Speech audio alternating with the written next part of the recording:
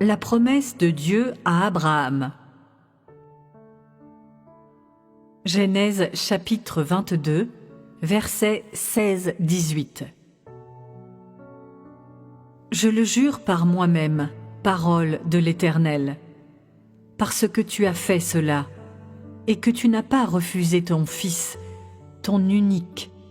Je te bénirai et je multiplierai ta postérité, comme les étoiles du ciel et comme le sable qui est sur le bord de la mer. Et ta postérité possédera la porte de ses ennemis.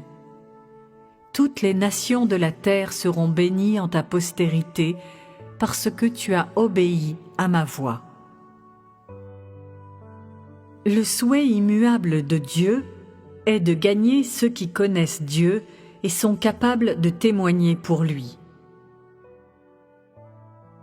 En même temps qu'il se parlait à lui-même, Dieu parlait aussi à Abraham.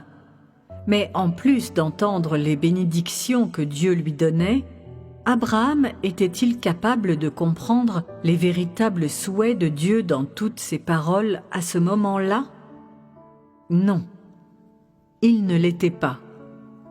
Et donc, à ce moment-là, quand Dieu a juré par lui-même, son cœur était toujours solitaire et triste. Il n'y avait toujours pas une personne capable de comprendre ou de saisir ce qu'était son intention et ce qu'il avait prévu. À ce moment-là, personne, y compris Abraham, n'était capable de lui parler en toute confiance. Et encore moins y avait-il quelqu'un qui soit capable de coopérer avec lui pour faire l'œuvre qu'il devait faire. En surface, Dieu avait gagné Abraham et avait gagné quelqu'un qui pouvait obéir à ses paroles. Mais en fait, la connaissance de Dieu de cette personne n'était à peine plus que rien. Même si Dieu avait béni Abraham, le cœur de Dieu n'était toujours pas satisfait. Qu'est-ce que cela signifie que Dieu n'était pas satisfait? Ça signifie que sa gestion ne faisait que commencer. Ça signifie que les gens qu'il voulait gagner, les gens qu'il désirait voir, les gens qu'il aimait étaient encore loin de lui. Il avait besoin de temps. Il avait besoin d'attendre. Il avait besoin d'être patient. Car à ce moment-là, mis à part Dieu lui-même, il n'y avait personne qui savait ce dont il avait besoin, ou ce qu'il voulait gagner, ou ce qu'il désirait ardemment. Et donc, en même temps qu'il se sentait très excité, Dieu avait aussi le cœur lourd. Pourtant, il n'a pas cessé ses pas et a continué à planifier la prochaine étape de ce qu'il devait faire. Que voyez-vous dans la promesse de Dieu à Abraham? Dieu a accordé de grandes bénédictions à Abraham simplement parce qu'il a écouté les paroles de Dieu. Bien qu'en surface, cela semble normal et une chose évidente, nous y voyons le cœur de Dieu.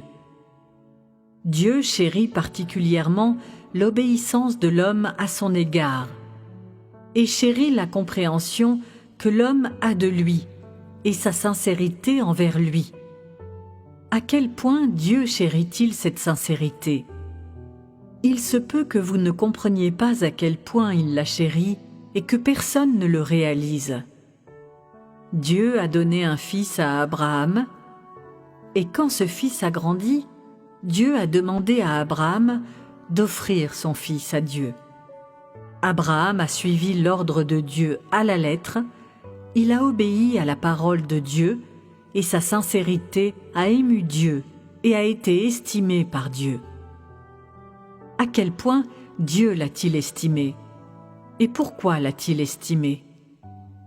À une époque où personne ne saisissait les paroles de Dieu, ou ne comprenait son cœur, Abraham a fait quelque chose qui a secoué le ciel et fait trembler la terre, ce qui a donné à Dieu un sentiment de satisfaction sans précédent et a apporté à Dieu la joie d'avoir gagné quelqu'un qui était capable d'obéir à ses paroles. Cette satisfaction et cette joie provenaient d'une créature faite par la main même de Dieu, et depuis que l'homme avait été créé, c'était le premier sacrifice que l'homme offrait à Dieu et qui était très estimé par Dieu. Dieu avait trouvé difficile d'attendre ce sacrifice, et il l'a traité comme le premier don le plus important de l'homme qu'il avait créé. Cela a montré à Dieu le premier fruit de ses efforts et le prix qu'il avait payé, et lui a permis de voir l'espoir en l'humanité.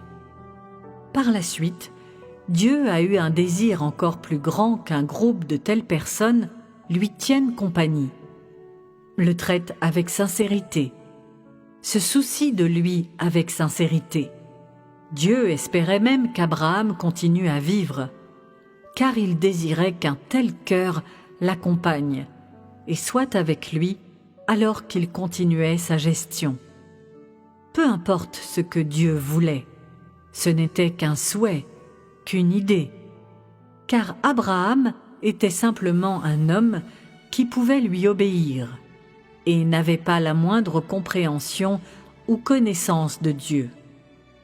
Il était quelqu'un qui n'était pas du tout à la hauteur des normes des exigences de Dieu pour l'homme. Connaître Dieu, être capable de témoigner de Dieu et être d'accord avec Dieu. Et donc, il ne pouvait pas marcher avec Dieu. Dans l'offrande d'Isaac par Abraham, Dieu vit la sincérité et l'obéissance d'Abraham et vit qu'il avait passé le test de Dieu pour lui.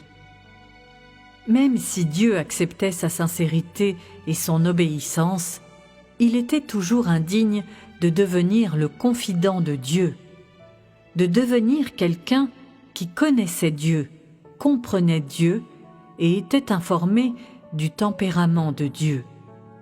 Il était loin d'être d'accord avec Dieu et d'accomplir la volonté de Dieu. Et donc, dans son cœur, Dieu était toujours solitaire et anxieux. Plus Dieu devenait solitaire et anxieux, plus il avait besoin de continuer sa gestion le plus tôt possible et de pouvoir sélectionner et de gagner un groupe d'hommes qui accomplirait son plan de gestion et réaliserait sa volonté le plus tôt possible. C'était le désir ardent de Dieu, et il est demeuré inchangé depuis le tout début jusqu'à aujourd'hui. Depuis qu'il a créé l'homme au commencement, Dieu a désiré un groupe de vainqueurs qui marcheront avec lui et seront capables de comprendre, de saisir et de connaître son tempérament. Ce souhait de Dieu n'a jamais changé. Peu importe le temps qu'ils doivent encore attendre, peu importe la difficulté du chemin à parcourir, peu importe à quel point les objectifs qu'ils désirent sont éloignés, Dieu n'a jamais changé ou abandonné ses attentes pour l'homme. Maintenant que j'ai dit cela, percevez-vous quelque chose du souhait de Dieu? Ce que vous avez perçu n'est peut-être pas très profond, mais cela viendra graduellement.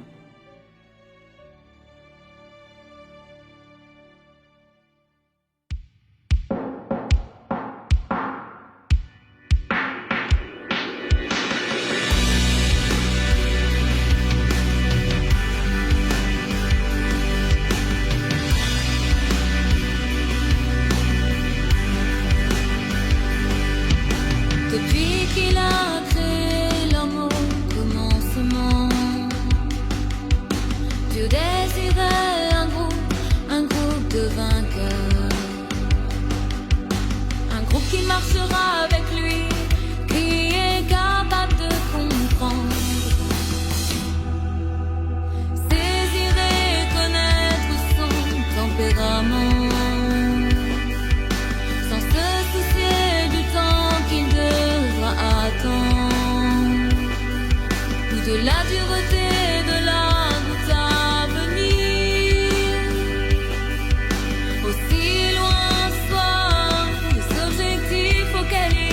respire.